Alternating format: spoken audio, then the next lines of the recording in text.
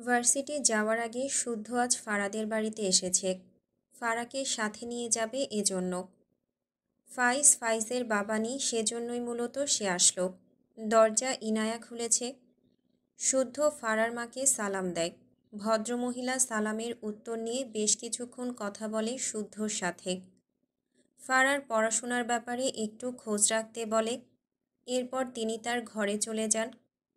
ইনায়া বেশ কিছু নাস্তা সাজিয়ে দিয়েছে শুদ্ধর সামনে। শুদ্ধ শুধু চা খেয়েছে। এরপর ইনায়াকে ডেকে পাশে বসতে বলল। ইনায়া শুদ্ধর পাশে বসলে শুদ্ধ ভ্রুকুচকে বলে, এই বাড়ির সব সার্ভেন্ট কোথায়? তোকে দিয়ে কাজ করায় কেন? ইনায়া অবাক হয়ে বলে, আরে কি বলছো? তুমি এসেছো তাই আমি সব এগিয়ে দিলাম। এসব মা ফারাপু শুনলে খুব মন খারাপ করবে।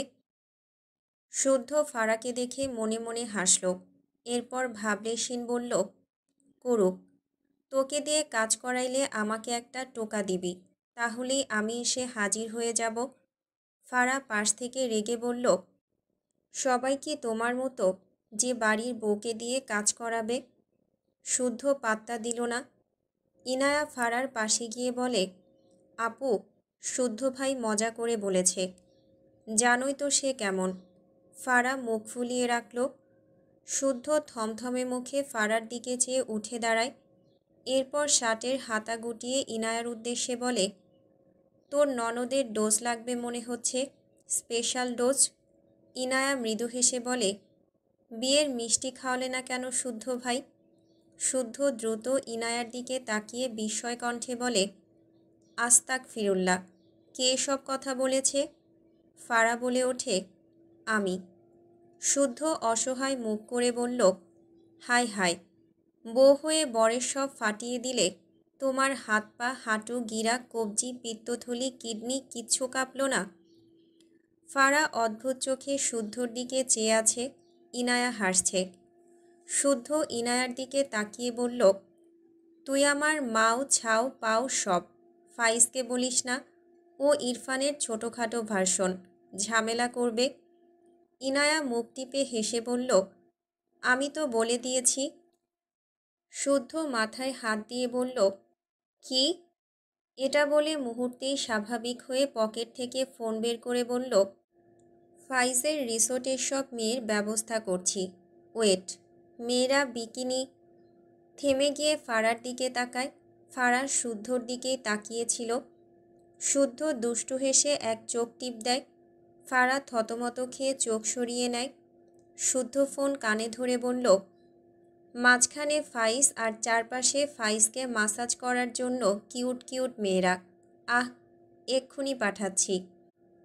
ইনায়া চোখ বড় বড় করে বলে, আরে আমি বলিনি তো কিছু, তুমি এসব নষ্টামি করছো কেন? শুদ্ধ মেকি রাগ দেখিয়ে বলল, তোর সত্যামি বের করতে। বেয়াদব, বড় ভাইয়ের পিছনে লাগিস, আমার সাথে লাগতে তোর আরও 200 বার জন্মগ্রহণ করা লাগবে। কথাটা বলে শুদ্ধ ফারার হাত ধরে বাসা থেকে বেরিয়ে যায়। গাড়িতে উঠে শুদ্ধ ফারার দিকে চেয়ে বলে, কি হয়েছে পাখি, তুমি রেগে আছো কেন আমার উপর? তোমাকে ইয়ে কিনে দেইনি বলে? ফারা ভ্রুকুচকে তাকায় শুদ্ধর দিকে। শুদ্ধর চোখে মুখে দুষ্টুমি। ফারা মন খারাপ করে বলে, আমাদের বিয়ের ডেট ঠিক করছো না কেন? শুদ্ধ কিছু বলতে গিয়েও থেমে যায়। তার ফোনে কল আসে। পকেট থেকে ফোন বের করে নাম্বারটা দেখে ফারার দিকে চেয়ে মৃদুস্বরে বলে, 2 সপ্তাহ ওয়েট করো, ইরফান থাকবে না তাই এগোতে পারছি না, নয়তো লেট হতো না। কথাটা বলে কল রিসিভ করে খুব সিরিয়াসভাবে কথা বলায় ব্যস্ত হয়। ঘাড় বাঁকিয়ে ফারার দিকে তাকালে দেখল ফারা তার দিকেই চেয়ে আছে। শুদ্ধ বাহাত বাড়িয়ে ফারার ডান হাত আঁকড়ে ধরে। এরপর কথা বলতে বলতেই ফারার ডান হাতের উল্টো পিঠে একটু পরপর চুমু খায়। মাইরা ইরফানের পাশের সিটে বসে আছে। ইরফান মনোযোগ সহকারে গাড়ি চালায়। সাথে কানে ব্লুটুথ লাগিয়ে কারো সাথে ঝরঝর করে ইংলিশে কথা বলছে। মাইরা বুঝতে পারছে না ঠিকঠাক, কিন্তু একটু পরপরই ইরফানের দিকে তাকাচ্ছে। মূলত কাল রাতের কথা ভাবছে। ইরফানকে কেমন অন্যরকম লাগছে। কালকে রাতের ঘটনাটুকুই ভুলতে পারছে না। ইরফান কি তাকে উদ্দেশ্য করেই গিয়েছে? মাইরাকে যখন বেলকনিতে সোজা করে দাঁড় করিয়েছিল, তখন মাইরা ইরফানকে জিজ্ঞেস করেছিল, আপনি কি হেসেছেন? ইরফানের গম্ভীর স্বরে উত্তর ছিল, নো। এরপর মাইরা জিজ্ঞেস করল, আপনি গান গাইলেন কেন? ইরফানের সে একই উত্তর ছিল, মাই উইশ। ইরফান কথা বলার মাঝেই একবার মাইরার দিকে তাকালে দেখল মাইরা তার দিকে চেয়ে আছে। গাড়ি থামিয়ে গম্ভীর গলায় বলল, হোয়াট? মাইরা জিভ দিয়ে ঠোঁট ভিজিয়ে বলে, আপনি আমাকে পছন্দ করেন? ইরফান তীক্ষ্ণ চোখে মাইরার পানে চেয়ে গম্ভীর গলায় বলে, নো। একটু থেমে বলে, you are that girl I never liked and I never will. মাইরা একটা কথাও বলল না। একা একাই বেশ কসরত করে গাড়ির দরজা খুলে বাইরে বেরোতে নিলে ইরফান মাইরার হাত টেনে বলে, হোয়াট? মাইরা চোখ নিচে নামিয়ে ছোট করে বলল, ক্লাস শুরু হয়ে যাবে। ইরফান কিছুই বলল না। গাড়ির আধখোলা দরজা খুলে দিতে সে নিজেই মাইরার দিকে এগিয়ে আসে। মাইরার সাথে ইরফান ঘেঁষে আছে। মাইরা শক্ত হয়ে বসে থাকল। ইরফান গাড়ির দরজা খুলে দিয়ে মাইরার উদ্দেশ্যে বলে, ছুটির পর ভেতর থেকে বের হবে না, ওকে? মাইরা হালকা মাথা নাড়িয়ে গাড়ি থেকে বেরিয়ে কলেজের গেটের ভেতরে যায়। ইরফান মাইরাকে ভেতরে যেতে দেখে গাড়ি স্টার্ট দেয়। মাইরা ক্লাসে গেল না, সরাসরি কমন রুমের দিকে পথ ধরে। আজ মিলা কলেজে আসবে না বলে দিয়েছে। মাইরার আরও বেশি মন খারাপ হলো। মাথা নিচু করে চুপচাপ হেঁটে কমন রুমের এক কোণায় গিয়ে বসে।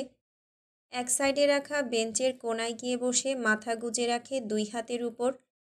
ইরফানের বলা কথাটায় তার ভীষণ খারাপ লাগছে। ইরফানের কাল রাতের করা কাজগুলোই আবার উপরের এই ইরফানের সাথে কেমন গুলিয়ে ফেলে। বিড়বিড় করে, নিষ্ঠুর শিশলা। ভার্সিটিতে এসে ফারা নুসরাতের সাথে টুকটাক কথা বলছিল। নুসরাত আফসোসের সুরে বলে, তুই অন্য কাউকে খুঁজে পাসনি? আমাদের স্যারকেই জামাই বানানো লাগলো। এখন একটু মজা করে বলতেও পারবো না, দুলা ভাই বিয়ের ট্রিট দেন। পাশ থেকে সাজিদ বিরক্তি কণ্ঠে বলল, তুই খাসনি জীবনে? এখন ওর জামাইয়ের থেকে তোর হাতানো লাগবে কেন? নুসরাত রেগেমেগে সাজিদের দিকে আঙুল উঁচিয়ে বলল, এই কালামানিক, আমার ইচ্ছে আমি খাবো, তাতে তোর 14 গোষ্ঠীর কি? জীবনেও তো 10 টাকার কিছু খাওয়ালি না, কিপটুর শালা। সাজিদ রেগে বলে, তোকে আজ খাবারের মধ্যে চুবাবো। নুসরাত দ্রুত সাজিদের সামনে দাঁড়িয়ে বলে, এই সত্যি 10-12 প্লেট ফুচকা খাওয়ালেই হবে দোস্ত। সাজিদ চোখ ছোট ছোট করে বলে, রাস্তায় এত অভুক্ত কুকুর থাকতে তোকে কোন দুঃখে খাওয়াতে যাব আমি? সাজিদের কথা শুনে ফারাজ শব্দ করে হাসতে লাগলো। নুসরাত দাঁত কটমট করে তাকালো সাজিদের দিকে। রেগে বলল, তুই কোনোদিনও বউ পাবি না, মিলিয়ে নিস। সাজিদ মনে মনে হেসে বলে, সামান্য খাবার না পেয়ে এসব অভিশাপ দেওয়া ঠিক নয়। কুকুররা খেয়ে যা অবশিষ্ট রাখবে ওর মধ্যে তোকে হাবুডুবু খাওয়ানোর ব্যবস্থা করে দেব। সাজিদের কথা শুনে নুসরাত চেঁচিয়ে বলে, কালামানিকের বাচ্চা, তোকে আমি দেখে নেব। সাজিদ পাত্তা দিল না, মনে মনে একটু হাসল। উপরে মুখাব্বয় স্বাভাবিক রেখে ফারার সামনে দাঁড়িয়ে বলে, কনগ্রাচুলেশনস দোস্ত। ফারা মৃদু হাসল। শুদ্ধ ভার্সিটির এক কোণায় দাঁড়িয়ে ফারাকে দেখছিল। ফারাকে ক্লাসরুমের দিকে যেতে দেখে সেও যেতে নিয়ে থেমে গেল ইরফানকে দেখে। ইরফান তার দিকে চেয়ে আছে। শুদ্ধ নিজের শার্ট ঠিক করতে করতে চোখ ছোট ছোট করে বলে, কি অদ্ভুত, আমাকে এভাবে দেখছিস কেন? বউ পাত্তা দিচ্ছে না। ইরফান বিরক্তি চোখে তাকালো শুদ্ধর দিকে। গতকাল অতীতের স্মৃতিচারণ করতে গিয়ে একটা কথা মনে পড়েছে। মাইরা তাকে বুড়ো বলে সম্বোধন করেছিল। সে কি আসলেই বুড়ো?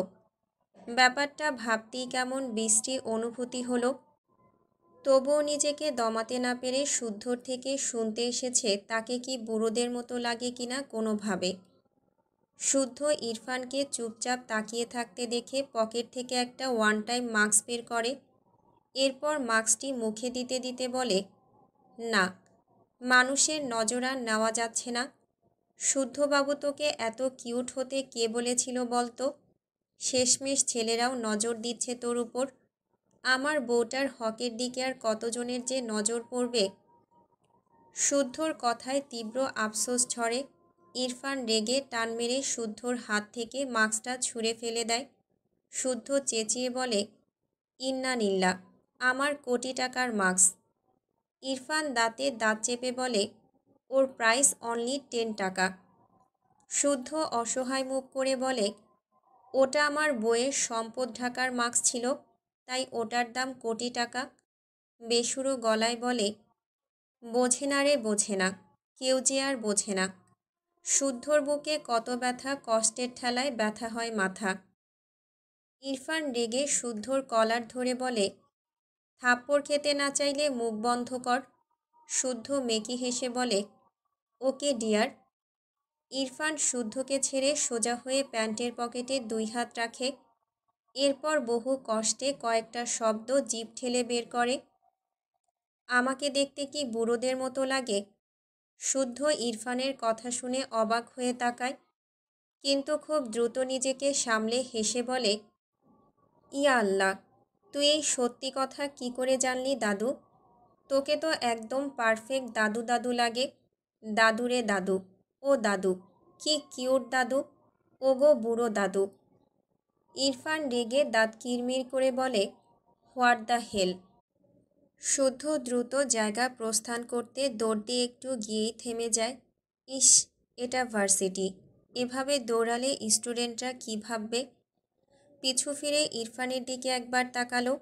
শুদ্ধ বুঝল না ইরফানের কি হয়েছে, তবে ইরফানের কাণ্ডে তার পেট ফেটে হাসি পাচ্ছে। এ আবার নিজের চেহারা নিয়ে কবে ভাবতে শুরু করলো?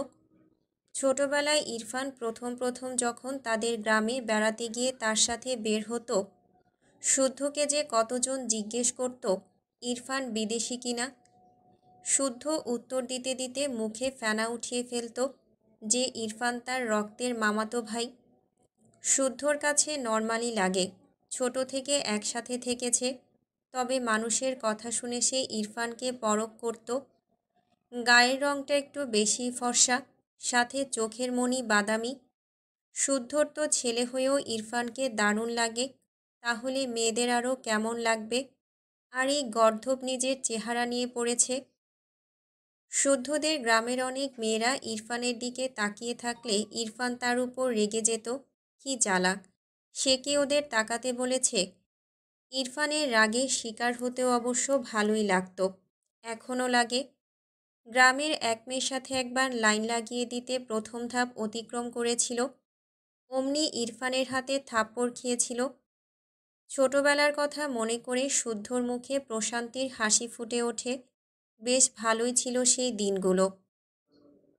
কলেজ থেকে বাড়ি ফিরে মাইরা গোসল করে বের হলো। এরপর নামাজ পড়ে নিল। ভীষণ গরম পড়েছে। ইরফান তাকে নামিয়ে দিয়ে অফিস গিয়েছে। মাইরার মনটা খারাপ। সকালে ইরফানের বলা ওই কথাটুকুই সে মেনে নিতে পারছে না। ইরফান তাকে ধোঁয়াশার মাঝে রাখে। সে যখনই ইরফানকে একটু একটু বুঝতে চায় তখনই ইরফান তার চাওয়ার উপর একগাদা বিরক্তিকর কারণ ঢেলে দেয়। মেজাজ খারাপ লাগে মাইরার। অসহ্য একটা লোক। ওই লোক তাকে পছন্দ করবে না, সেও ওই লোককে ভালোবাসবে না। কথাগুলো ভাবতে ভাবতে আয়নার সামনে দাঁড়িয়ে ভেজা চুলগুলো মুছল। পরনে একটা প্লাজো, উপরে একটা গোল পাতলা জামা। মাইরা জানে না এগুলোর নাম, তবে গরমে পড়ে বেশ আরাম পাওয়া যায়। ইরফান হয়তো এনে দিয়েছিল, ঘরের এসি দেওয়া। মাইরার গরম অনুভূত হলো না, তাই সে মনে মনে ভাবল আছে শাড়ি পরবে। ইরফানের দাদির দেওয়া শাড়ি নয়, ভালো শাড়ি, একদম মার্জিতভাবে সুন্দরভাবে। ভাবনা অনুযায়ী মাইরা কাবার্ড খুলে শাড়ি হাতালো। বেশ অনেকগুলো শাড়ি পেয়েছে। মাইরার কোনোটাই বাসায় পরার মতো লাগছে না। হঠাৎ মনে হলো তার শাশুড়ি বেশ কয়েকদিন আগে তাকে কয়েকটা সুতি শাড়ি দিয়েছিল। মাইরা ওগুলো নিচের দিকে তাকে রেখেছিল, তার মনেই নেই। সেখান থেকেই বেশ কয়েকটা শাড়ি বের করে। এর মাঝ থেকে একটা পার্পল কালারের শাড়ি চুজ করলো মাইরা। এরপর আয়নার সামনে দাঁড়িয়ে সময় নিয়ে শাড়িটি গায়ে জড়ালো। একদম পারফেক্ট লাগছে। এইটা পরে মনে হচ্ছে এই শাড়ি বাসাতে পরার জন্যই। মাইরার মূলত মন খারাপ, এজন্য তার শাড়ি পরতে ইচ্ছে হলো। নিজেকে আয়নায় দেখে সত্যি সত্যি একটু হলেও মন ফুরফুরে লাগলো। নিজেকে পরিপাটি করে বেলকনিতে যায়। বেলকনিতে সে নয়নতারার গাছ লাগিয়েছিল, সেখানে বেশ কয়েকটা ফুল ফুটেছে। মাইরা কয়েকটা গাছে সবগুলো ফুল বসে বসে ছিল, অনেকগুলো হয়েছে। মাইরার শাড়ির আঁচলে ফুলগুলো নিয়ে ঘরে এসে বেডের উপর রাখে সব। এরপর কিছু একটা ভেবে ঘর থেকে বেরিয়ে যায়। নিচে নেমে রুমা নওয়াজকে দেখে জিজ্ঞেস করে, মা, আপনার কাছে সুই সুতা আছে? রুমা নওয়াজ মাইরার মাথা থেকে পা পর্যন্ত দেখল। শাড়ি পরে মেয়েটাকে বেশ লাগছে, সাথে আগের চেয়েও কিছুটা বড় বড় লাগছে। ইরফান মাইরাকে ছোট ছোট বলে মানত না, এখন তার ছেলেটা অনেকটাই মেনে নিয়েছে ভেবে স্বস্তির নিঃশ্বাস ফেলে। তবে তার মনে হয় ইরফান এভাবে মাইরাকে দেখলে এখনও যেটুকু মানতে নারাজ সেটুকুর ঘাটতিও পূরণ হবে। অতপর মাইরার উদ্দেশ্যে বলে, তোমাকে আরও কয়েকটা এরকম শাড়ি আনিয়ে দেব, এখন থেকে শাড়িই পরবে, বুঝেছ? মাইরা বাঁকা চোখে তাকায় তার শাশুড়ির দিকে। সে চাইল সুই সুতা, আর ইনি তাকে বলছে শাড়ির কথা। রুমা নওয়াজ কিছু না বলেই তার ঘরের দিকে চলে গেলেন। মাইরা বিরক্ত চোখে তাকিয়ে রইল। তার কাছে ইরফান আর তার শাশুড়িকে এক গোয়ালের গরু লাগে। মাইরার ইরফান আর তার শাশুড়িকে বলতে ইচ্ছে করে, হাসলে কি পাপ হবে? এই জন্যই হাসেন না? বিশ্বাস করুন, হাসলে পাপ হয় না। আপনারা একবার হাসতে পারেন। ভাবনার মাঝেই রুমা নওয়াজ ঘর থেকে বেরিয়ে এসে মাইরার দিকে সুইসহ সুতো এগিয়ে দেয়। মাইরা অবাক হয়। সে ভেবেছিল দিবে না, তাই সে চলে যেতে নিয়েছিল, আর ইনি সুইয়ের সাথে সাথে সুতো এনেছে। মাইরা খুশি হয়ে রুমা নওয়াজের থেকে সুই সুতা নিয়ে স্বভাবসুলভ হেসে বলল, আপনাকে অনেক ধন্যবাদ মা। কথাটা বলে উল্টো ঘুরলে রুমা নওয়াজ বলে ওঠে, দাঁড়াও। মাইরা আবারও উল্টো ঘোরার আগেই রুমা নওয়াজ হাতের তোয়ালে দিয়ে মাইরার মাথা মুছতে মুছতে বলে, মাথা না মুছে জ্বর সর্দি বাঁধিয়ে কী প্রমাণ করতে চাও? তোমার শাশুড়ি তোমাকে দিয়ে বাড়ির সব পানির কাজ করায়। মাইরা থমথমে মুখে চুপচাপ দাঁড়িয়ে রইল। কি অদ্ভুত কথাবার্তা! সে তো এসব ভাবেইনি। রুমা নওয়াজ মাইরার মাথা মুছে দিয়ে তার ঘরে যেতে যেতে বলে, কাজ শেষে সুই সুতো ফেরত দিয়ে দেবে। মাইরা মাথা নেড়ে সম্মতি দিয়ে তার ঘরের দিকে যায়। তার কি রিয়াকশন দেওয়া উচিত? তবে রুমা নওয়াজের কাজটা তার ভালোই লাগলো, আবার খোঁচা দেওয়ায় বিরক্ত লাগলো। এদের মা ছেলের ঘাড়ের রগ যে সব তেরা, এটা মাইরা বুঝে গিয়েছে। ঘরে গিয়ে মাইরা শুয়ের মাঝে সুতো লাগায়, এরপর একটা একটা করে ফুল দিয়ে মালার মতো বানায়। এরকম প্রায় অনেকগুলো বানায় হাতের মাপে। গ্রামে থাকতে এসব কত করত, আজ অনেক দিন পর করতে পেরে বেশ ভালো লাগছে মাইরার। এসব করতে করতে সন্ধ্যা নেমে যায়। মাইরা মোট 6টা মালার মতো বানিয়ে সুই তার শাশুড়ি মাকে দিয়ে আসে। এরপর ঘরে এসে মাগরিবের নামাজ পড়ে হাতের মাপের মালাগুলো নিয়ে 2 হাতে 3টে 3টে করে পরল। ফুলগুলো অনেক ঘন হয়ে থাকায় দেখতে বেশ সুন্দর লাগছে। মাইরা 2 হাত সামনে এনে মৃদু হাসে। এশার নামাজ পড়ে মাইরা বসে বসে তার ফোন স্ক্রল করছিল। যদিও সন্ধ্যার পর পড়েছে, আপাতত ভালো লাগছে না, তাই ফোন নিয়েছে। ইরফান ঘরে এসে মাইরাকে দেখল মেয়েটা উল্টো হয়ে শুয়ে ফোনের মধ্যে যেন ঢুকে রয়েছে। সে রুমে এসেছে, তাকালোও না। ইরফান বিরক্ত হলো, এগিয়ে এসে মাইরার সামনে থেকে ফোন কেড়ে নেয়। মাইরা চেঁচিয়ে ওঠে, আরে আমার ফোন! বলতে বলতে মাথা উঁচু করে ইরফানকে দেখে চুপ হয়ে যায়। দ্রুত সোজা হয়ে উঠে বসে। ইরফান তীক্ষ্ণ চোখে ফোনের দিকে চেয়ে আছে। মাইরার রিলস দেখছিল, কাচ্চি বিরিয়ানি রান্নার ভিডিও। ইরফান আর চোখে একবার মাইরার দিকে তাকালো। এরপর ফোনের আলো অফ করে তার ড্রয়ারে রেখে ড্রয়ার লক করে রাখল। মাইরা দেখল ইরফানের কাজ। বিরক্ত চোখে তাকালো ইরফানের দিকে। এই লোকটার কি তার কিছুই ভালো লাগে না? মাইরার রেগে মেগে অনেক কথা শোনাতে ইচ্ছে হলো, কিন্তু সে কিছুই বলল না। অসহ্যকর লোক একটা, কথাই বলবে না এই লোকের সাথে। সকালেও তাকে উল্টাপাল্টা বলেছে, তার মন খারাপ ছিল। নিজে নিজেই ভালো করল, আর এই বিরক্তিকর লোকটা তাকে একটু ভালো থাকতে দেখলে যেন গায়ে তার আগুন লেগে যায়। মাইরা মুখ ফুলিয়ে রাখে। ইরফান তার পরনের ব্লেজার শার্ট খুলল। হাতঘড়ি খুলতে খুলতে মাইরার দিকে একবার তাকায়। মাইরা দুই হাঁটুতে থুতুনি ঠেকিয়ে রেখেছে। মাইরাকে দেখতে একটু অন্যরকম লাগছে। খেয়াল করল মাইরা আজকে পার্পল কালারের শাড়ি পরেছে। ইরফান গম্ভীর গলায় বলল, শাড়ি পরেছ কেন? মাইরা কিছুই বলল না। মাথা নিচু করে মুখ বাঁকালো। তার ইচ্ছে হয়েছে সে পড়েছে। ইরফান মাইরাকে চুপ দেখে এগিয়ে এসে বলল, কি প্রবলেম, কথা বলছো না কেন? মাইরা এবারেও কিছুই বলল না। সে পণ করেছে ইরফানের সাথে কথাই বলবে না। ইরফানের বিরক্ত লাগল। মাইরাকে এখনও চুপ দেখে আবারও ধমকে বলে, স্টুপিড গার্ল। এরপর ওয়াশরুমে চলে যায়। ইরফান ওয়াশরুমে যেতেই মাইরা বেড থেকে নেমে টেবিলের উপর রাখা ইরফানের ফোন নেয়। সেও এই ফোন লুকিয়ে রাখবে ভাবল। তার মনে পড়ল ইরফানের ফোনে কার যেন পিক দেখেছিল। এই ভেবে ফোনের লক খুলতে চাইল। বার্ডফ্লাওয়ার লিখল, কিন্তু পাসওয়ার্ড ভুল দেখায়।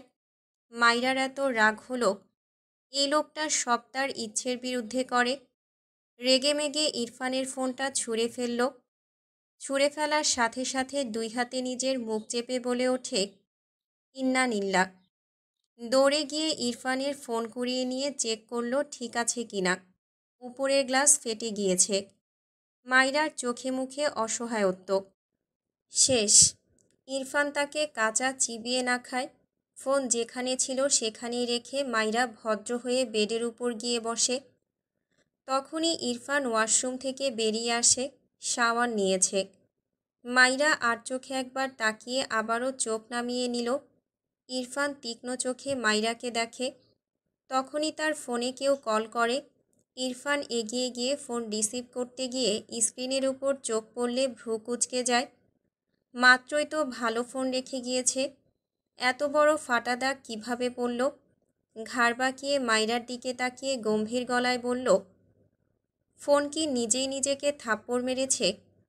ইরফানের কথা শুনে মাইরা চোখ বড় বড় করে তাকায় ইরফানের দিকে। দ্রুত বলে ওঠে, আমি ফেলিনি আপনার ফোন। কথাটা বলে মাইরা জিভে কামড় দেয়। দ্রুত চোখ নামিয়ে নেয়। ইরফান তীক্ষ্ণ চোখে গম্ভীর স্বরে বলে, ও আই সি। কথাটা বলে সামান্য ঠোঁট বাঁকিয়ে বিড়বিড় করে, লিটল গার্ল। এরপর কল রিসিভ করে কথা বলায় ব্যস্ত হয়। মাইরা ইরফানকে কথা বলতে দেখল। মন খারাপ করে বসে রইল। একটু পর বেড থেকে নেমে বেলকনিতে যায়। ইরফান মাইরাকে বেলকনিতে যেতে দেখে কথা বলতে বলতে সেও বেলকনিতে গিয়ে দাঁড়ায়। মাইরা পিছু ফিরে ইরফানকে দেখে আবারও সামনে তাকালো। ইরফান আরও মিনিট দুই কথা বলে ফোন রাখল। এরপর মাইরার উদ্দেশ্যে বলল, রুমে এসো। মাইরা যেন ইরফানের কথা শোনেইনি। ইরফান চোখ ছোট ছোট করে তাকালো। এত শান্ত মেয়ে মাইরাকে সে টলারেট করতে পারছে না। রেগে বলল, স্টুপিড, কি প্রবলেম, কথা বলছো না কেন? মাইরা তবুও কথা বলল না। ইরফান মাইরাকে টেনে তার দিকে ফিরিয়ে দাঁতে দাঁত চেপে বলল, কথা বলবি নাকি থাপ্পড় খাবি? মাইরার চোখ টলমল করে ওঠে। মাথা উঁচু করে ভারী গলায় বলে, আপনি একটা অসভ্য লোক। আমি কথা বলবো না আপনার সাথে, সরুন বলছি। বলতে বলতে দুই হাতে ইরফানের উদাম বক্ষে ঠেলে সরিয়ে দিতে চায়। ইরফান হাতের ফোন বেলকনির কোনায় থাকা টেবিলের উপর ফেলে রেখে বাঁ হাতে মাইরাকে জড়িয়ে নেয় নিজের সাথে। ডান হাত মাইরার গালে রেখে শীতল কণ্ঠে বলে, হোয়াট হ্যাপেন? মাইরা চুপ করে থাকে। ইরফান মাইরার গালে হাত দিয়ে মৃদু স্বরে বলে, এই শাড়ি কোথায় পেয়েছ? মাইরা নাক টেনে বলে, মা দিয়েছে। ইরফান মাইরার গলা পেঁচিয়ে চুলের ভাঁজে আঙুল চালিয়ে বলে, শাড়ি পরেছ কেন? মাইরা চুপ থাকে। ইরফান মাইরার ঘাড় থেকে চুলগুলো সরিয়ে মাইরার ঘাড়ে ঠোঁট দাবিয়ে চুমু আঁকে। মাইরা ঢোক গিলে চোখ বুজে নেয়। ইরফান ধীরে ধীরে মাইরাকে তার দিকে টেনে ধরে। এলোমেলো হয় খানিকটা। মাইরা ইরফানের দিকে হেলে যায় না চাইতেও। ইরফান সূক্ষ্ম হাসল, বিড়বিড় করে বলে, মাই বাড ফ্লাওয়ার। মাইরা তার শাড়ি খামচে কাপা কণ্ঠে বলল, কি করছেন? ইরফান থামে। শুকনো গলা ভিজিয়ে মাইরার গলা থেকে মুখ উঠিয়ে নেয়। চোখ দুটো লাল। অন্ধকারে মাইরা দেখতে পেল না। ইরফান মাইরাকে ছেড়ে দাঁড়ায়। মৃদুস্বরে বলে, গ্রামে যাব, রেডি হয়ে নাও ফাস্ট। কথাটা শুনেই মাইরা যেন একটা ঘোরের মাছ থেকে ফিরল। অবাক হয়ে বলল, সত্যিই নিয়ে যাবেন? ইরফান ছোট্ট করে বলল, আজকেই ব্যাক করব, সো ফাস্ট ফাস্ট রেডি হও। মাইরা এবার ইরফানের ডান হাত ধরে আবদার করে, আজকের রাতটা থাকি প্লিজ। ইরফান সাথে সাথে শব্দ করে বলে ওঠে, ইম্পসিবল। মাইরা ঝাঁকি দিয়ে ওঠে। ইরফান নিজেও থতমত খায়। ভয়েস টোন না চাইতেও কেমন দৃঢ় হয়ে গিয়েছে। কিন্তু এই স্টুপিড বয়ের সাথে রাতে থাকা অসম্ভব। তার বইয়ের কাছে এসে ভাগ বসায়। অতপর মাইরার দিকে চেয়ে বলে, তোমার ভাই স্টুপিড বয়। মাইরা রেগে বলে, হ্যাঁ হ্যাঁ, আমরা সবাই শুধু স্টুপিড, আর আপনি হলেন আসমান থেকে নেমে আসা ফেরেশতা, অসহ্য লোক একটা। আমার ওইটুকু ছোট ভাইটাকেও কথা শোনায়। ইরফান কিছু বলতে গিয়েও বলল না। মাইরাকে আগের রূপে দেখতে পেয়ে ভালো লাগছে তার। কিছু না বলেই মাইরার হাত ধরে ঘরের ভেতর নিয়ে গিয়ে বলে, ফাস্ট করো। মাইরা আর কথা না বাড়িয়ে রেডি হতে লাগলো। না থাকলেও গিয়ে দেখতে তো পাবে। একটু সময় থাকতে পারবে, এটাই শান্তি। এই ভেবেই যেন মন ফুরফুরে হয়ে গেল। ইরফান বাড়ির মেইন গেইটে দাঁড়িয়ে আছে। মাইরা জুতোর র্যাকে তার জুতা খুঁজে পায় না। ইরফান বিরক্ত হয়ে নিজে এসে জুতোর র্যাক মেলে ধরে। পুরো র্যাক ফাঁকা দেখে ইরফান অবাক হয়। সে মাইরাকে যতগুলো জুতো কিনে দিয়েছিল তা দিয়ে এই র্যাক পুরো ভরে গিয়েছিল। সব গেল কোথায়? সোজা হয়ে দাঁড়িয়ে মাইরার দিকে তাকালে মাইরা বলে ওঠে, আমি তো এখানেই রেখেছিলাম, রীতা জানে হয়তো। ইরফান গলা উঁচু করে রীতাকে ডাকে। রীতা ইরফানের গলা পেয়ে এক প্রকার দৌড়ে আসে। ইরফান গম্ভীর গলায় বলে, ওর জুতো কোথায়? রীতা দ্রুত এই র্যাক থেকে কিছুটা দূরে থাকা র্যাক থেকে মাইরার জুতো বের করে এনে রাখে। সেই র্যাক পরিষ্কার করেছিল সে, তাই মাইরার জুতো এখান থেকে সরিয়েছিল। ইরফান গম্ভীর গলায় বলে, বাকিগুলো কোথায়? রীতা অবাক হয়ে বলে, আর তো নাই ভাইজান। ইরফান অবাক হয়ে বলল, হোয়াট? মাইরা জুতো জোড়া পরে সোজা হয়ে দাঁড়ায়। এরপর ইরফানের দিকে তাকিয়ে হেসে বলে, আমি এগুলো আমার পরিচিত সবাইকে দিয়ে দিয়েছি। আমার জন্য 2 জোড়া রেখেছি, বুঝেছেন? ইরফান বিস্মিত দৃষ্টিতে তাকায় মাইরার দিকে। তার মনে পড়ল, সে যখন মাইরাকে বাডফ্লাওয়ার দিয়েছিল তখনও মাইরা তার দেওয়া বাডফ্লাওয়ার সবাইকে বিলিয়ে দিয়েছিল। সে ধরে নিল তখন মাইরা জানতো না তার কথা। কিন্তু এখন ইরফানের চোয়াল শক্ত হয়। 2 হাত মুষ্টিবদ্ধ করে রাগান্বিত চোখে মাইরার দিকে তাকায়। ইচ্ছে করছে একে থাপ্পড় দিতে দিতে আজ মানুষ বানাতে। আর সহ্য করা যাচ্ছে না একে। মাইরা ইরফানকে দেখে একটু ভয় পায়। মনে হচ্ছে অনেক রেগে গিয়েছে। মাইরা জিভ দিয়ে ঠোঁট ভিজিয়ে কিছু বলতে চায়। তার আগে ইরফান মাইরার মুখ ডান হাতে শক্ত করে চেপে রাগান্বিত স্বরে বলে, কি বললি? আবার বল। মাইরা মুখে ব্যথা পায়। ইরফানের আচরণেও অবাক হয়। আজ অনেক দিন পর যেন আগের ইরফানকে দেখতে পেল। ইরফান চিৎকার করে বলে, স্টুপিড গার্ল, কাকে দিয়েছিস এসব? Speak up. মাইরা ভীত চোখে ইরফানের দিকে চেয়ে আছে। ইরফান আবারও রেগে বলে, কেন দিয়েছিস ওগুলো? বল। আমার কোনো জিনিসের ভ্যালু নেই কেন তোর কাছে? বল। মাইরা ঢোক গেলে আবারও কাঁপা কাঁপা কণ্ঠে বলতে চায় কিছু, তার আগেই গালে শক্ত থাপ্পড় পড়ে। মাইরা হুমড়ি খেয়ে পড়ে, ডান দিকে হেলে গিয়ে জুতোর র্যাকের সাথে কপাল গিয়ে ঠেকে। রিতা দৌড়ে এসে ধরার আগেই ইরফান টেনে মাইরাকে তুলে বাহাতে মাইরার গাল শক্ত হাতে ধরে দাঁতে দাঁত চেপে বলে, এত দয়ার শরীর তোর, কোথায় পেয়েছিস এত দয়া? পুরো পৃথিবীর জন্য এত মায়া, এত দয়া, সব ছুটাবো আজ। কথাটা বলে মাইরার একই গালে আগের চেয়েও জোরে আরেকটা থাপ্পড় মেরে দেয়। এতদিন পর এত শক্ত একটা থাপ্পড় খেয়ে মেয়েটার এমনি মাথা ঘুরছিল। আবারও আরেকটা থাপ্পড় খেয়ে মাইরার মনে হলো গাল ছিঁড়ে গেল, কান ফেটে গেল। মাইরা আবারও হুমড়ি খেয়ে পড়ে যায়, জুতোর র্যাকের সাথে আগের চেয়েও জোরে ধাক্কা খায়। ডান পাশের কপালের কোণ বেশ জোরে লেগেছে। মাইরার মাথা ঝিমঝিম করে ওঠে, চারপাশ কেমন অন্ধকার লাগে। রুমা নওয়াজ ইরফানের চিৎকারে ঘর থেকে বেরিয়ে এসেছিলেন। ইরফানকে এভাবে মাইরাকে মারতে দেখে দ্রুত পায়ে এগিয়ে আসেন। ইরফান মাইরার দিকে আবারও এগোনোর আগেই রুমা নওয়াজ দুই হাতে ইরফানকে ঠেলে শব্দ করে বলে ওঠে, ইরফান, থেমে যাও। ইরফান এখনও জ্বলন্ত চোখে মাইরার দিকে চেয়ে আছে। তারেক নওয়াজ বাইরে বেরিয়েছিলেন। ভেতরে প্রবেশ করে ভেতরের অবস্থা দেখে তার চোখে মুখে বিস্ময় ভর করে। ইরফানকে পাশ কাটিয়ে ভেতরে প্রবেশ করে। মাইরার পাশে রিতা বসে মাইরাকে আগলে নিয়েছে। তারেক নওয়াজ মাইরার পানে চেয়ে রইল মায়া ভরা চোখে। মেয়েটি মাথা নিচু করে আছে, চোখ থেকে টপ টপ করে পানি পড়ছে, যেন বৃষ্টি ঝরছে।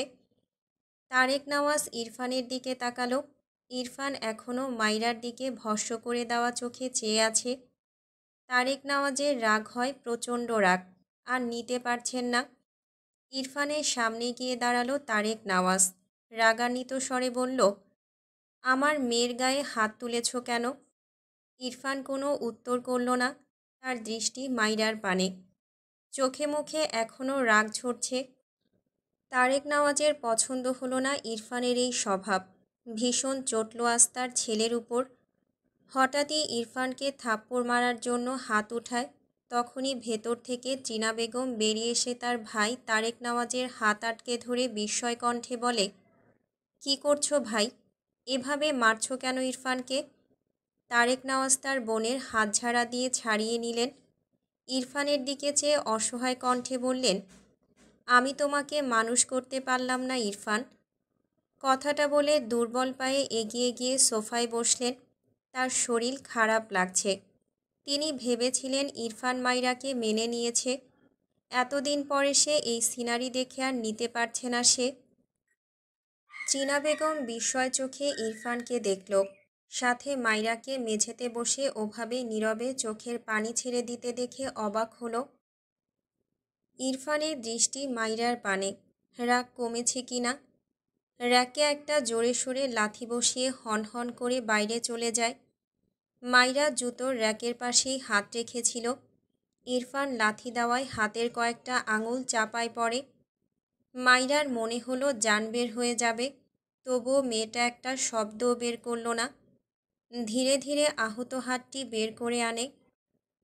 চীনা বেগম দ্রুত এগিয়ে গিয়ে মাইরার সামনে বসে মাইরাকে আগলে নিল। মাইরা যেন একটা মায়ের কোল পেল এতক্ষণে। চীনা বেগমকে জড়িয়ে ফুঁপিয়ে উঠল। রুমা নওয়াজ দীর্ঘশ্বাস ফেলে স্বামীর পাশে গিয়ে দাঁড়ায়। চীনা বেগম মাইরার গালে নজর করলে দেখল আঙুলের ছাপগুলো যেন মাইরার ফর্সা গালে জ্বলজ্বল করছে। চীনা বেগম মাইরার মুখ মুছে দিলেন আলতো করে, মৃদু স্বরে বললেন, কান্না থামা মা। মাইরা দুই হাতে চীনা বেগমকে জড়িয়ে রাখল। কান্না থামে না মেয়েটার। চীনা বেগম ধরে ধরে নিয়ে গিয়ে তারেক নওয়াজের পাশে মাইরাকে বসিয়ে দেয়। মাথার এলোমেলো হিজাব খুলে দেয় নিজ হাতে। মাইরার দিকে পানি এগিয়ে দেয়। মাইরা একটু পানি খেয়ে মাথা নিচু করে থাকে। চীনা বেগম মাইরার পাশে বসে মাইরাকে জড়িয়ে নিল তার সাথে। মাইরা চীনা বেগমের কাঁধে মাথা রেখে চোখ বুজে নেয়। বন্ধ চোখের পাতা দিয়ে অশ্রু গড়ায়। তারেক নওয়াজ অসহায় চোখে মাইরার মলিন মুখটার দিকে চেয়ে রইল। হাত বাড়িয়ে মাইরার মাথায় হাত বুলিয়ে তুই সম্বোধন করে বলে, আমায় ক্ষমা করিস মা, আমার ছেলের সাথে বিয়ে দিয়ে আমি তো নিজের বাবা হতে চেয়েছিলাম, কিন্তু তা তো আর হতে পারলাম না। উল্টো আমার ছেলেকে দিয়ে তোর উপর নির্যাতন বাড়িয়ে দিয়েছি। কথাটা বলে তারেক নওয়াজ এক দীর্ঘশ্বাস ফেলে তার ঘরের দিকে চলে যায়। রুমা নওয়াজ মাইরার জন্য ভাত বেড়ে টিনা বেগমের কাছে দিয়ে বলল, ওকে খাইয়ে দিও। টিনা বেগম মাথা নেড়ে বলে, আচ্ছা ভাবি। রুমা নওয়াজ তার স্বামীর পিছু পিছু গেলেন। তিনি বুঝেছেন তারেক নওয়াজ আজকের ঘটনা নিয়ে বেশ কষ্ট পেয়েছেন। ইরফানের ওপর তার নিজেরও কেন যেন অনেকটা রাগ হলো। এই বাচ্চা মেয়েটাকে এভাবে মারে তার ছেলেটা। কিন্তু তিনি কি করবেন? ইরফান কি কখনো শুধরাবে না? আজকে ভেবেছিল ইরফান মাইরাকে মেনে নিয়েছে, অথচ আবারও সেই আগের সিন। রুমা নওয়াজের ভেতর থেকে একটা হতাশার শ্বাস বেরিয়ে আসে। টিনা বেগম হাত ধুয়ে এসে ভাত মাখিয়ে মাইরার সামনে ধরলে মাইরা মুখ ফিরিয়ে ভাঙা গলায় বলল, খাবো না আম্মাজান, আমি ঘুমাবো। টিনা বেগম মাইরার মাথায় বাহাত রেখে বলে, বাচ্চামি করিস না মা, খেয়ে ঘুমাবি। রাতে না খেয়ে থাকলে সকালে শরীর তুলতে পারবি না। মাইরা মলিন গলায় বলে, এসবের আমার অভ্যেস আছে আম্মাজান, কিছুই হয় না। টিনা বেগম মায়া ভরা চোখে মাইরার দিকে তাকিয়ে রইল। মেয়েটা কত ভারী কথা বলে দেয়। টিনা বেগম বুঝলেন মাইরা প্রায়ই রাতে না খেয়ে ঘুমাতো। তিনি জোর করেই মাইরাকে কয়েকবার খাইয়ে দেন। এরপর মাইরাকে তার ঘরে নিয়ে যায়। মাইরা আজ আর কিচ্ছু বলল না। গায়ের বোরকা খুলে রেখে চুপ করে বেডের এক কোণায় গিয়ে শুয়ে পড়ে। টিনা বেগম মাইরাকে দেখলেন। ইরফান কেন এভাবে মারে মেয়েটাকে? মাইরার অনেক কাজ বিরক্তিকর হতে পারে, সে নিজেও মাইরার কিছু কাজে বিরক্ত হয়, কিন্তু এই ফুলের মতো মেয়েটাকে দেখলে কি যে মায়া হয়। তাকে কিভাবে ইরফান মারে? ভদ্রমহিলার সত্যি নিজেকেই অসহায় লাগল। আসলে ইরফানের জন্য মাইরা নয়, তার ভাইজান কাজটা ভালো করেনি। ইরফান মাইরার মতো মেয়েকে নিতে পারে না। ইরফানের জন্য শান্তশিষ্ট বুঝদার মেয়ে প্রয়োজন ছিল, মাইরা যার উল্টোটা। আর মাইরার জন্য এরকম একজনকে দরকার ছিল যে মাইরার চঞ্চলতা, বোকামি, বাচ্চামি এসব সহ্য করতে পারবে। মেয়েটির গল্প সে তার ভাইয়ের কাছে শুনেছে। তার মাইরার জন্য কান্না আসে কেন যেন। মেয়েটার ভালো থাকাটা বোধহয় ভাগ্যে লেখা নেই। মাইরার হঠাৎই ঘুম ভেঙে যায়। পাশ ফিরে দেখল টিনা বেগম ঘুমিয়ে আছে। মাইরা ধীরে ধীরে শোয়া থেকে উঠে বসে। মাথার কাছে একটা ছোট ঘড়ি দেখল মাইরা। 11টা বাজে। মাইরা চুপ করে বেশ অনেকক্ষণ বসে থাকল। এতদিন পর ইরফানের হাতে শক্ত মার খেয়ে মেয়েটার মন বিষিয়ে উঠল। চোখের কোণ ঘেঁষে পানি গড়িয়ে পড়ে। চোখ মুছে বেড থেকে নেমে দাঁড়ায়। বেলকনির দিকে এগিয়ে যায়। বেলকনিতে গিয়ে বেশ কিছুক্ষণ একা একা দাঁড়িয়ে থাকে মাইরা। বিষণ্ণ মনে, কিছুটা নীরব, কিছুটা ব্যস্ত শহর দেখে। রং বেরঙের লাইট রাতের অন্ধকারময় চারপাশটাকে আলোকিত করে রেখেছে। থেকে থেকে গাড়ি, বাইক, ট্রাক সব নিজ নিজ গন্তব্যে ছুটছে। মাইরা নীরব চোখে চেয়ে দেখে। একসময় মাথা তুলে খোলা আসমানের দিকে তাকায়। আজ জ্যোৎস্না নেই, তবুও মাইরার আকাশ ভালো লাগলো। ইরফানের দেওয়া থাপ্পড়গুলোর কথা মনে পড়ল। সেই প্রথম দিকে থাপ্পড় খেয়ে মাইরার শুধু তার না দেখা মায়ের কথাই মনে পড়ত। নিজের জন্য তেমন কষ্ট হতো না, সে তো ইরফানকে ভালোবাসত না। কিন্তু আজ দুটো থাপ্পড় খেয়েই মাইরার ভীষণ কষ্ট হলো। গালে তীব্র ব্যথা, তবে মাইরাকে সেই শরীরের ব্যথা কাবু করতে পারল না। ইরফানের দেওয়া থাপ্পড় দুটো তার মনে লেগেছে। সে কি অনেক বড় অপরাধ করেছে? যে ঠিকমতো খেতেই পারত না, সে অত জুতা নিয়ে কি করবে? তার শিশলা সত্যিই খুব নিষ্ঠুর। সে যতটা ভাবে তার চেয়েও ভীষণ নিষ্ঠুর। লোকটা তাকে মেরেই বোধহয় শান্তি পায়।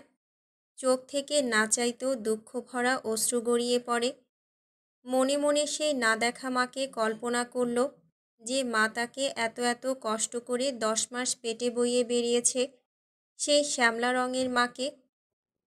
মাইরার ভীষণ ভালো লাগে শ্যামলা মেয়েদের, এই যেমন মিলা মেয়েটা।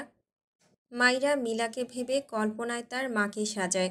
মাইরা তার নাম দিয়েছে একটা, বিড়বিড় করে আওড়ালো, শ্যামা মা। মনে প্রশ্ন জাগে, তার শ্যামা মা থাকলে সে কি তার মায়ের বুকে ঘুমাতে পারত? কেউ বাধা দিলেও সে ঘুমাতো জোর করেই। যে যা ইচ্ছা বলুক, সে শুনত না। কেউ কিছু বললে বলতো, এটা তার গর্ভধারিণী মা। কিন্তু এখন তো পালিত মাকে চেনে, রক্তের সম্পর্ক নেই। সে সেই মায়ের বুকে না যেতেই তাকে কত কটু কথা শুনতে হয়। মাইরার আর সাহস হয় না পা বাড়ানোর। অন্ধকার আকাশপানে চেয়ে থাকা দুটি চোখ থেকে অশ্রু গড়িয়ে গাল বেয়ে পড়ে। তার শিশলা আর না দেখা অদৃশ্য শ্যামা মাকে যেন ঝাপসা দেখল, যারা ভীষণ নিষ্ঠুর।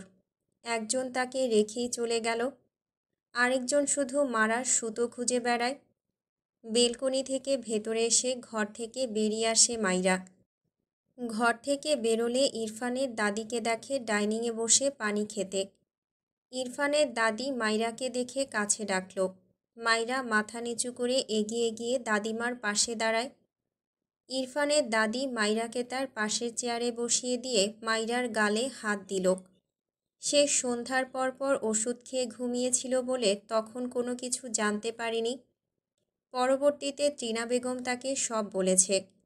মাইরার জন্য তার মায়া হলো। মৃদুস্বরে বলল, ঠিক হয়ে যাবে দিদি ভাই। মাইরা মায়া মায়া চোখে তাকালো ইরফানের দাদির দিকে। তার নিজের দাদির কথা মনে পড়ল। এই নামে তাকে তার দাদি ডাকত। তার দাদি গ্রামের হলেও গায়ের রং ছিল ফর্সা। দাদি বেঁচে থাকতে মাইরা মাঝে মাঝেই দাদির কাছে গিয়ে ঘুমাতো। তার দাদি নিজেই অন্যের বাড়ি থাকত, তাই তাকে সব সময় নিতে পারত না, কিন্তু মাঝে মাঝে তাকে বুকে নিয়ে ঘুমাতো। একদিন সেই বুকটাও হারিয়ে গেল মাইরার জীবন থেকে। সবাই তাকে একা ফেলে চলে গেল। মাইরা ইরফানের দাদির দিকে চেয়ে আবদার করে, দাদিমা, আজ আপনার সাথে আমায় ঘুমাতে নেবেন? ইরফানের দাদি মৃদু হেসে বলে, অবশ্যই দিদি ভাই। মাইরার মুখেও ছোট্ট এক প্রাপ্তির হাসি ফুটে ওঠে। রাত বাজে 1টা। ইরফান বাড়ি ফিরেছে। ঘরের লাইট জ্বালালো।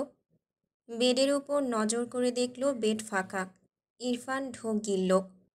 দ্রুত পায়ে বেলকনিতে গিয়ে চেক করল মাইরা আছে কিনা।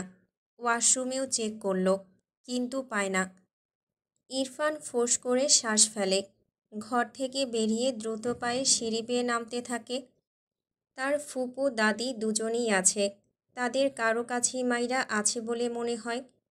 ইরফান আগে তার ফুপুর ঘর চেক করল। মাইরাকে না পেয়ে সরাসরি তার গ্রান্ডমায়ের ঘরে যায়। দরজা ঠেলে ভেতরে প্রবেশ করল। ডিম লাইটের আলোয় মাইরার মুখটা সর্বপ্রথম তার চোখে পড়ল। তার গ্রান্ডমাকে জড়িয়ে ধরে ঘুমিয়ে আছে। ইরফান ধীর পায়ে এগিয়ে গিয়ে মাইরার পাশে দাঁড়ায়। মাইরার মুখ পানে চেয়ে থাকে, চোখে মুখে অসহায়ত্ব। আজ কতদিন পর রাগটাকে সামলে নিতে না পেরে আবারও তার বাডফ্লাওয়ারকে আঘাত করল। ইরফানের গলা শুকিয়ে আসে। সামান্য নিচু হয়ে মাইরাকে তার গ্রান্ডমায়ের থেকে ছাড়িয়ে নেয়। মাইরাকে কোলে নিতে গেলেই ইরফানের দাদি মাইরাকে নিজের সাথে শক্ত করে ধরে বলে, কেন এসেছো এখানে? ইরফান ভ্রুকুচকে গম্ভীর গলায় বলে, ওকে দাও। ইরফানের দাদি মাইরার মাথায় হাত বুলিয়ে রেগে বলল, ওকে ভুলে যাও, ওকে আর পাবে না তুমি। আমি তোমাদের মাঝে সব ঠিক করতে আসলাম। দেখে যা একটু ঠিক ঠিক লাগলো সব এখন শেষ। ওকে আমি আমার সাথে কানাডায় নিয়ে গিয়ে কানাডিয়ান এক ছেলের সাথে। ইরফান তার গ্রান্ডমায়ের কথা বলার মাঝেই শক্ত গলায় শব্দ করে বলে ওঠে, গ্রান্ডমা। এত শব্দ করে কথা বলায় মাইরা ঘুমের মধ্যেই নড়ে চড়ে ওঠে। ইরফানের দাদি চোখ বুজলেন। তিনি রেগে আছেন ইরফানের উপর। এই মেয়েটাকে মেরে গালটার কি অবস্থা করে দিয়েছে। চোখ বুজে রেখেই বলল, ইরফান, দাদু ভাই, তুমি এখান থেকে যাও। তুমি কি দেখেছ ওর গালের অবস্থা? তোমার মাঝে দয়া মায়া নেই? ও আমার সাথেই থাকুক, তুমি যাও। ইরফান মাইরার দিকে তাকালো। জিভ দিয়ে ঠোঁট ভিজিয়ে মাথা নিচু করে মাইরার গালে দুটো চুমু খায়। ইরফানের দাদি চোখ ছোট ছোট করে বলে, আমাকে তোমার চোখে পড়ছে না? ইরফান গম্ভীর গলায় বলে, ওকে দিচ্ছ না তো কি করব? ওকে এখানেই আদর করছি, তুমি চাইলে দেখো। ইরফানের দাদি চোখ মুখ কুঁচকে তাকিয়ে বলে, তুমি যাবে এখান থেকে? ইরফান বিরক্তি কণ্ঠে বলে, আমার বাডফ্লাওয়ারকে আমাকে দাও, আমি কিন্তু নিজেই নিতে পারবো। তুমি ব্যথা পাবে বলে চেয়ে নিচ্ছি। ইরফানের দাদি আবারও চোখ বুজে বলে, তুমি যাও এখান থেকে, আজ কিছুতেই আমার দিদিভাইকে তুমি পাবে না। ইরফান মাইরাকে টেনে ধরে বলে, গ্রান্মা, ওকে ছাড়ো। ইরফানের দাদি মাইরাকে ছাড়ে না, রেগে বলে, ইরফান, আমি কিন্তু মারব তোমাকে, ওকে ছাড়ো বলছি। ইরফান অসহায় কণ্ঠে বলে, গ্রান্মা, তুমি ওকে ছাড়ো প্লিজ। ইরফানের দাদি এবার কিছুটা দম্ন মনে হয়। ইরফানকে একটু অন্যরকম লাগছে। মাইরাকে ছেড়ে দেওয়ার সাথে সাথে ইরফান মাইরাকে কোলে তুলে নেয়। 1 সেকেন্ডও সময় নষ্ট না করে বড় বড় পা ফেলে ঘর থেকে বেরিয়ে যায়। ইরফানের দাদি অবাক হয় ইরফানের কাণ্ডে। এমন ধূপধাপ মেরে দেয়, আবার এই মেয়ে ছাড়া এর চলেও না। একে কিভাবে সিধে করা যায়? ইরফান মাইরাকে তার বেডে শুইয়ে দিল। এরপর বাইরে গিয়ে ফ্রিজ থেকে বরফ নিয়ে আসে। মাইরার পাশে বসে 2 হাতে খুব মনোযোগ দিয়ে মাইরার গালে বরফ দিয়ে দেয় আলতো হাতে। মাইরার চোখে মুখে বিরক্তি। গালে ঠান্ডা অনুভূতি হওয়ায় মেয়েটা চরম বিরক্তিতে এপাশ থেকে ওপাশ ফিরে শুয়ে পড়ে। ইরফান মাইরার দিকে হেলে গিয়ে মাইরাকে তার দিকে ফেরায়। মুখ নামিয়ে মাইরার ভেজা গালে চুমু আঁকে। হাতের অর্ধেক বরফ ছুঁড়ে ফেলে হাত থেকে। এরপর আবারও আহত গালে বেশ কয়েকটা চুমু আঁকে। এরপর ইরফান বেড থেকে নেমে গিয়ে ওয়াশরুমে গিয়ে শাওয়ার নিয়ে বেরিয়ে আসে। ঘড়িতে একবার সময় দেখে 1:25। এগিয়ে গিয়ে তার লাগেজ গোছায়। বেশ সময় নিয়ে তার কাজ শেষ করে। এরপর সে নিজে ফর্মাল শার্ট প্যান্ট পরে নেয়। সাদা শার্ট, উপরে কালো কোট, কালো প্যান্ট। এরপর হাত ঘড়ি পরে নিয়ে মাইরার পাশে এসে দাঁড়ায়। হাত বাড়িয়ে মাইরার গালে হাত রেখে মৃদু স্বরে বলে, সরি বাডফ্লাওয়ার। কথাটা বলে মাইরার কপালে একটা চুমু আঁকে। এরপর লাগেজ নিয়ে গটগট পায়ে ঘর থেকে বেরিয়ে যায়। রোমা নওয়াজ তার স্বামীর জন্য জেগে বসে আছেন। তারেক নওয়াজ ঘুমাতে পারছেন না, কেমন ছটফট করছেন। রুমা নওয়াজ পানি আনার জন্য দরজা খুলে দাঁড়ালে ইরফানকে দেখে অবাক হয়। বেশি অবাক হয় ইরফানকে ফিটফাট হয়ে রেডি হতে দেখে। বিস্মিত কণ্ঠে জিজ্ঞেস করে, এত রাতে কোথায় যাচ্ছ তুমি? ইরফান মৃদুস্বরে বলল, কানাডা। আসছি আম্মু। রুমা নওয়াজ অবাক হয়ে বললেন, কি বলছো এসব? বিদেশ যাবে কেন? ইরফান দীর্ঘশ্বাস ফেলে বলল, অফিসের কাজ প্লাস ভার্সিটির কাজ। কথাটা বলে ইরফান কিছুটা শব্দ করে বলে, আসছি বাবা। ভেতর থেকে তারেক নওয়াজ গম্ভীর গলায় বলে, খবরদার আমাকে বাবা বলে ডাকবে না। যেদিন মানুষ হতে পারবে সেদিন আমায় ডাকবে। আমি কোনো অমানুষের বাবা হতে চাই না। রুমা নওয়াজ ইরফানের দিকে তাকায়। ইরফানের মাঝে তেমন কোনো হেলদোল দেখা গেল না। নীরবে উল্টো ঘুরে দাঁড়ায়। রুমা নওয়াজ দ্রুত তার স্বামীর কাছে এসে বিচলিত কণ্ঠে বলে, ইরফান বিদেশ কেন যাচ্ছে? ইরফানের বাবা, তুমি জানতে ও কতদিনের জন্য যাচ্ছে? তারেক নওয়াজ চোখ বুজে রেখেই বলল, যতদিনের জন্য ইচ্ছে হয় যাক, আর না আসুক কখনো সেটাও ভালো। এরকম ছেলে আমার লাগবে না। রুমা নওয়াজের চোখ ছলছল করে ওঠে। অতপর ভাঙা গলায় বলে, তুমি আমার ছেলেটার সাথে এরকম কেন করছো? তুমি শুধু ওর উপরটা দেখছো, ভিতরটা দেখছো না? ও তোমার সেই আদরের মেয়ের কত যত্ন করে সেসব দেখো না? তুমি জানো তোমার সেই আদরের মেয়ে কি করেছে? ওকে আমার ছেলেটা ভালোবেসে কতগুলো জুতো এনে দিয়েছে। তোমার আদরের সেই মেয়ে আমার ছেলের কথা না ভেবে সবাইকে বিলিয়ে দিয়েছে। এটা ঠিক করেছে ও? তারেক নওয়াজ তার স্ত্রীর কথা শুনে রেগে তাকালো। শক্ত গলায় বলল, একদম ছেলের হয়ে সাফাই গাইবে না। ওটাকে আজ আমার মানুষ বলতে ইচ্ছে করছে না। ওই ফুলের মতো মেয়েটাকে মারতে তোমার ছেলের বুক তো দূর, সামান্য হাতটাও কাঁপে না। ও কত বড় অপরাধ করেছে। মানলাম তোমাদের মা ছেলের কথা ঠিক, সে অনেক বড় অপরাধ করেছে, কিন্তু ও বাচ্চা মেয়ে, আরও হাজারটা অপরাধ করবে, তাই বলে ওকে মারতে হবে? তারেক নওয়াজ কথা বলতে বলতে হাইপার হয়ে যায়। একটু থেমে শ্বাস নেয়। লোকটার চোখের সামনে কিছু স্মৃতি ভেসে ওঠে। গলার জোর কমে যায়।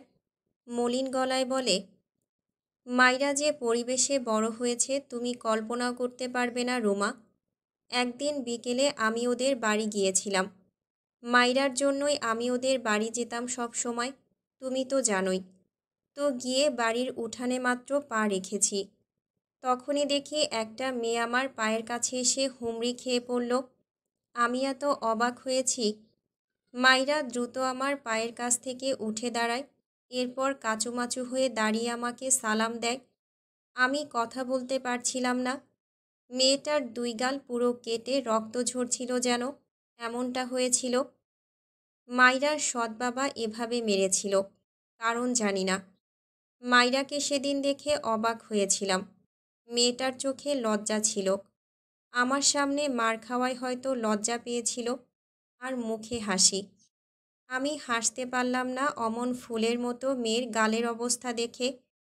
তার সৎ বাবা আমার পাশ কাটিয়ে চলে গেল। মেয়েটি দৌড়ে গিয়ে ভেতর থেকে মোড়া এনে আমার দিকে এগিয়ে দিয়ে কি মিষ্টি করে বসতে বলল। আমি কি বলবো বুঝিনি, শুধু মেয়েটাকে দেখেই গিয়েছিলাম।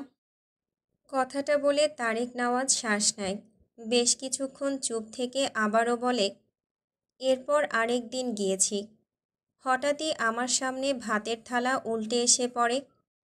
আমি অবাক হয়ে দেখলাম মাইরা টেবিলে বসে আছে, আর ওর সৎবাপ নামে জানোয়ার মেয়েটার মুখ থেকে খাবার কেড়ে নিয়ে ছুঁড়ে ফেলেছে। সেদিনের কারণ শুনেছিলাম, ওই পশুর নাকি খাবার কম পড়বে। মাইরা তার আগে খেতে বসায় এমনটা করেছিল। মাইরা সেদিনও চুপ করে দাঁড়িয়ে দাঁড়িয়ে চোখের পানি ফেলছিল। আমি মাইরাকে দেখতে গিয়ে এক এক দিন এক একভাবে অত্যাচারিত হতে দেখতাম মেয়েটাকে। এজন্যই ইরফানকে এত করে বলতাম বিয়েটা করে নিতে। মাইরার মা আমার হাতে পায়ে ধরতো আমার ছেলেটার সাথে যেন বিয়ে দিয়ে মেয়েটাকে ওই জাহান্নাম থেকে নিয়ে আসি। কিন্তু আমি কি করব? এত নিরুপায় ছিলাম। ইরফানকে শুধু বলতেই থাকতাম, কিন্তু ও তো রাজি হতো না। মাঝে মাঝে ভাবতাম অন্য ছেলে দেখে বিয়ে দেই, কিন্তু মেয়েটাকে দেখে এত মায়া লাগে। আমি যেন তার বাবা হওয়ার লোভ সামলাতে পারিনি। আমার বন্ধুর রেখে যাওয়া শেষ স্মৃতিও। কথাগুলো বলে তারেক নওয়াজ আবারও থামে, গলা জড়িয়ে আসে।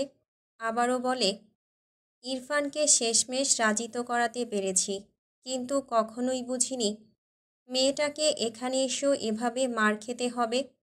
যদি জানতাম তবে সত্যি মাইরাকে আমার মেয়ে করে আনার দুঃসাহস দেখাতাম না। কথাগুলো বলে তারেক নওয়াজ দীর্ঘশ্বাস ফেলেন, যেখানে হাজারো আক্ষেপ জমানো। এরপর আবারও বলে, একদিন মাইরার সাথে রাস্তায় দেখা হয়। মেয়েটা খালি পায়ে মাথা নিচু করে একা একা হাঁটছিল। আমি ডাকলে আমাকে সালাম দেয়। মেয়েটার মুখ একদম শুকনো ছিল। বিকাল ছিল তখন। আমি মাইরাকে জিজ্ঞেস করলাম, খেয়েছে কিনা? মাইরা হেসে বলল, হ্যাঁ খেয়েছি আঙ্কেল, পেটে জায়গা নেই একদম। তুমি জানো, সেদিন ওকে যেই দেখবে সেই বলবে মেয়েটি সারাদিন না খেয়ে আছে, অথচ মুখে কি নিদারুণ হাসি ফুটিয়ে মিথ্যে বলে দিল। আমি বলেছি মিথ্যে বলেছ তুমি। মাইরার মুখটা মলিন হয়ে যায়। মেয়েটা মাথা নিচু করে নেয়। আমি জিজ্ঞেস করলাম, কেন না খেয়ে আছো? মাইরা হেসে উত্তর দিয়েছিল, এটা তো নতুন নয় আঙ্কেল, তাছাড়া আমার অভ্যেস আছে। আমি যখন বললাম, তুমি কি মাঝে মাঝে এমন না খেয়ে থাকো?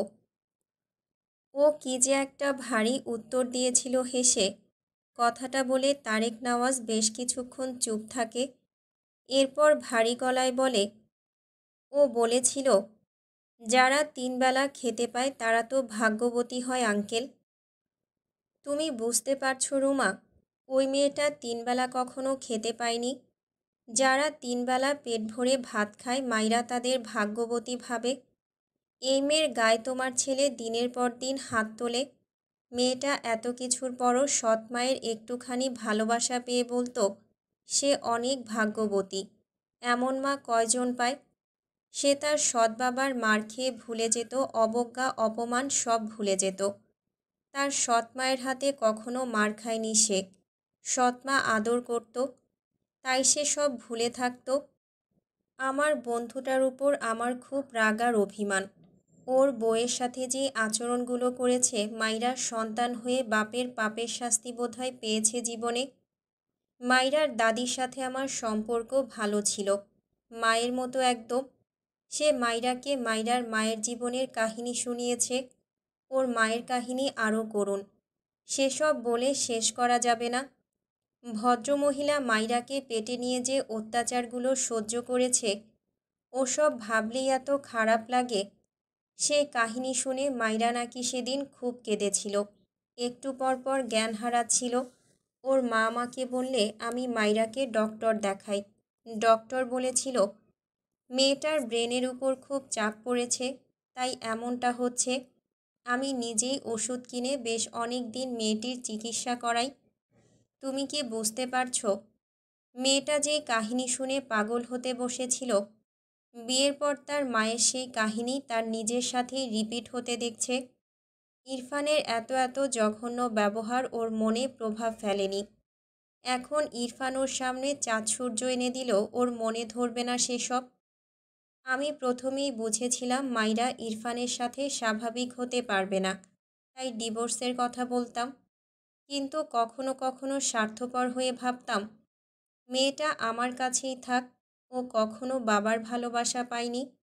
আমি ওকে একটু বাবা হয়ে ভালোবাসি। ইরফানও মাইরাকে মেনে নিচ্ছে মনে হলো। সব মিলিয়ে ভাবলাম মাইরা হয়তো একটা স্বাভাবিক জীবন পাবে। কিন্তু না, তোমার ছেলের দ্বারা এসব হবে না। আমি মেয়েটাকে একটা সুস্থ জীবন দিতে পারলাম না, একটু সুখ এনে দিতে পারলাম না। তারেক নওয়াজ কথাগুলো বলে তার ঝাপসা চোখজোড়া মুছে নিল। রুমা নওয়াজ বিস্ময় চোখে চেয়ে রইল তারেক নওয়াজের পানে। ওইটুকু মেয়ের জীবন এমন, মেয়েটিকে দেখে একটুও বোঝা যায় না। রুমা নওয়াজের চোখ কখন যে ভিজে উঠেছে সে নিজেও টের পায়নি। ইরফান বেশ কিছুক্ষণ তার বাবা মায়ের ঘরের সামনে দাঁড়িয়েছিল। পা বাড়াতে নিলে তার বাবার কথা শুনে থেমে যায়। মাইরার জীবন কাহিনীর এক টুকরো দুঃখ তার কানে এসে বাড়ি খায়। তার কষ্ট হচ্ছে, অস্থির লাগছে। ইরফান এক প্রকার দৌড়ে সিঁড়ি বেয়ে উপরে উঠে যায়, তার ঘরের ভেতর প্রবেশ করে, তার পায়ের গতি থামিয়ে দেয়। বেডের দিকে তাকায় অসহায় চোখে। মাইরা গুটিসুটি মেরে শুয়ে আছে, ডান হাতটি ডান গালের নিচে পেতে কি নিশ্চিন্তে ঘুমায় মেয়েটা। ইরফান ঢোক গেলে তার বাবার কথাগুলো কানে বাজে। তার বাডফ্লাওয়ার কখনো তিনবেলা খেতে পারিনি। তার বাডফ্লাওয়ারের সামনে থেকে ভাতের প্লেট উল্টে ফেলে দেওয়া হতো। এত কষ্ট পেয়ে বাডফ্লাওয়ার কোটিপতি হওয়ার ইচ্ছে করেছিল। ইরফান দুই হাতে মাথার চুল টেনে ধরে। তার বাডফ্লাওয়ারকে অন্য কেউ মেরে মেরে কেটে দিত। এরপর বিয়ের পর সেও মারত তার বাডফ্লাওয়ারকে, আজও মেরেছে। ইরফান ডান হাত উঠিয়ে বুকের বাপাশে কয়েকবার মালিশ করল। কেমন চিনচিন ব্যথা করছে, গলা শুকিয়ে আসছে। হঠাৎই বড় বড় পা ফেলে এগিয়ে গিয়ে বেডের উপর উঠে মাইরাকে শক্ত করে নিজের সাথে জড়িয়ে ধরল। তার শরীর কাঁপছে মৃদু। মাইরা ঘুমের মাঝে নড়ে চড়ে ওঠে, এতে শক্ত বাঁধন অনুভব করে। ইরফান মাইরার গলায় মুখ গুজে কাপা কণ্ঠে বিড়বিড় করে, আই অ্যাম রিয়েলি সরি বাডফ্লাওয়ার। কিছুক্ষণ পর মাথা তুলে মাইরার ঘুমন্ত মুখ পানে অসহায় চোখে চেয়ে কেমন করে যেন ডাকে, বাডফ্লাওয়ার। মাইরা ঘুমের ঘোরে ফোপানো কণ্ঠে বলে, শিশলা আমায় মেরে। ইরফান মাইরাকে শেষ করতে দেয় না, তার ঠোঁট দ্বারা মাইরার ঠোঁট চেপে ধরে। শব্দ করে একটা চুমু আঁকে মাইরার শুকনো ঠোঁট জোড়ায়। এরপর মাইরার কানের কাছে মুখ নিয়ে ছোট করে বলে, I promise you but flower, I will never hurt you again. কথাটা বলে মাইরার দিকে তাকালে দেখল মেয়েটা ঘুমে বিভোর। কতক্ষণ যে মাইরার মুখ পানে চেয়ে রইল তার ইয়ত্তা নেই। এরপর বেড থেকে নেমে টেবিলের উপর থেকে একটা প্যাড আর একটা কলম নিয়ে আবারও বাঁ হাতে মাইরাকে জড়িয়ে নেয় নিজের সাথে। মাইরার মাথা তার বুকে চেপে রাখে, তার বাগাল মাইরার মাথায় ঠেকিয়ে রাখে। ডান হাতের প্যাড মাইরার মাথার কাছে বালিশের উপর রেখে মেলে ধরে। এরপর কলমের হেড খুলে লেখার জন্য কলম ধরে। হাত কাঁপছে। মুখ নামিয়ে মাইরার মাথায় একটা চুমো আঁকে। এরপর লেখা শুরু করে, আমার একান্ত বাটফ্লাওয়ার, আমার বাটফ্লাওয়ারকে জানো, আমার মাইরা পড়ি। বাটফ্লাওয়ার আমার এক ভয়ানক আসক্তি, যে আসক্তির শিকড় বহুবার ছিঁড়তে গিয়ে আমি বারবার ভীষণ বাজেভাবে জড়িয়ে গিয়েছি বাটফ্লাওয়ার নামক আসক্তির শিকড়ে। যে আমার বাটফ্লাওয়ারকে আঘাত করেছে তার শাস্তি তোমার শিশলা প্রস্তুত করবে, আর তোমার শিশলা তোমায় যে আঘাত করেছে এর শাস্তি শিশলার বাটফ্লাওয়ার দেবে। তোমার শিশলা তার বাটফ্লাওয়ারের থেকে শাস্তি পেতে খুব শীঘ্রই তোমার চরণে মাথা পাতবে। তুমি শাস্তি প্রস্তুত করে নাও। তোমার হার্টলেস শিশলা তার বাটফ্লাওয়ারের শাস্তি গ্রহণ করবে নিঃশব্দে, আর তারপর সে তার বাটফ্লাওয়ারের সম্পূর্ণ সংস্পর্শে আসবে তোমার সকল অভিমান অভিযোগ মুছে দিতে। ইতি তোমার একান্ত শিশলা। লেখা শেষ করে ইরফান কাগজটি ছিঁড়ে এক ভাঁজ করে বালিশের উপর রেখে দেয়, কাগজটির উপর কলম। এরপর মাইরার সারা মুখে ছোট ছোট বেশ অনেকগুলো চুমু আঁকে। সবশেষে কপালে সময় নিয়ে ঠোঁট দাবিয়ে রাখে। এরপর মাইরাকে ছেড়ে বেড থেকে নেমে দাঁড়ায়। মাইরা গুটিসুটি মেরে শুয়ে পড়ে। ইরফান মাইরাকে কাঁথা দিয়ে ঢেকে দেয়। ঘরের এসি অফ করে হালকা করে ফ্যান ছেড়ে দেয়। ঘুমন্ত মাইরার দিকে বেশ অনেকক্ষণ ধরে চেয়ে থাকে। এরপর সময় নষ্ট না করে ঘর থেকে বেরিয়ে যায়। ইরফান লাগেজ গাড়ির ডিকির ভেতর রাখল। তখনই পেছন থেকে শুদ্ধ ঘুম জড়ানো কণ্ঠে বলে, কী রে, তোর না কালকে যাওয়ার কথা ছিল, আজকে যাচ্ছিস যে? ইরফান কিছুই বলল না। শুদ্ধ বিরক্ত হলো। সে ইরফানদের বাড়িতেই ছিল, তবে বাইরে থেকে এসেছিল 10টার পর। এসে ঘুমিয়ে পড়েছিল। এখন তার মামা তাকে ডেকে উঠালো। ইরফানকে এয়ারপোর্টে ড্রপ করে দিয়ে আসতে বলল। এগিয়ে এসে বলল, আজ যাচ্ছিস কেন? ইরফান গম্ভীর গলায় বলে, মাই উইশ, তুই গাড়ি নিয়ে আয়। কথাটা বলে ইরফান তার বাইকের কাছে যায়। বেশ অনেকগুলো দিন পর বাইকের কাছে আসলো। ইরফান বাইকের হেলমেট পরে বাইকে উঠে বসলে শুদ্ধ ভ্রু কুঁচকে বলে, বাইক গাড়ি একসাথে কেমনে আনবো আমি? ইরফানের গম্ভীর স্বর, এই বাইক টাচ করলে হাত ভেঙে দেব। কথাটা বলে বাইকে স্টার্ট দেয়। চোখের পলকে হাওয়া হয়ে যায়। শুদ্ধ চেঁচিয়ে ওঠে, আস্তে চালাক, মরবি নাকি? ইরফান ততক্ষণে মিলিয়ে গিয়েছে।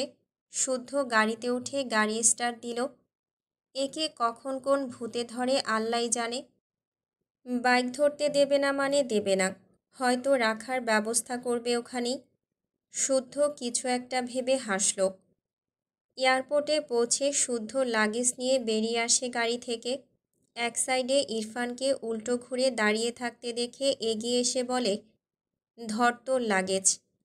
ইরফান উল্টো ঘুরে শুদ্ধর দিকে তাকিয়ে বলে, ওকে দেখে রাখবি। শুদ্ধ মিটিমিটি হেসে বলে, হ্যাঁ হ্যাঁ, অবশ্যই, তুই থাকবি না আমিই দেখে রাখব। সময় সুযোগ করে ডেট করব, চলবে না সোনা?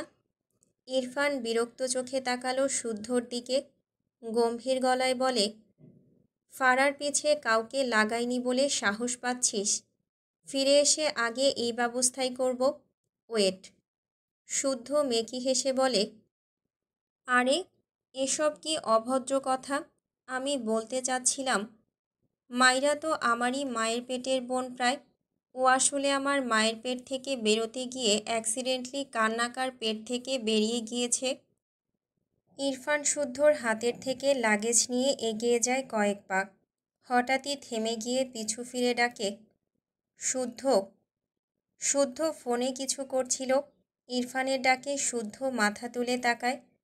এগিয়ে গিয়ে ইরফানের সামনে দাঁড়ালে ইরফান বলে, ওকে কলেজ গেট থেকে বের হতে নিষেধ করবি, আর একা একা কোথাও যেতে দিবি না। ঢোক গিলে বলে, আরও যখন যা খেতে চাইবে সব এনে দিবি। শুদ্ধ কিছু বলতে চায়, তার আগে ইরফান বলে ওঠে, আই রিকোয়েস্ট ইউ, ওকে নিয়ে আর একটাও ফান করবি না। শুদ্ধ থেমে গেল, ইরফানের দিকে ভালোভাবে তাকালো। ইরফানের চোখ দুটো বেশ লাল। শুদ্ধ ইরফানের ঘাড়ে হাত দিয়ে বলে, সব মেনে নিলাম। তোকে বেশি আপসেট লাগছে, কিছু কি হয়েছে? ইরফান ছোট করে বলে, নাথিং। কথাটা বলে ইরফান গটগট পায়ে এয়ারপোর্টের এন্ট্রি গেটের ভেতর প্রবেশ করে।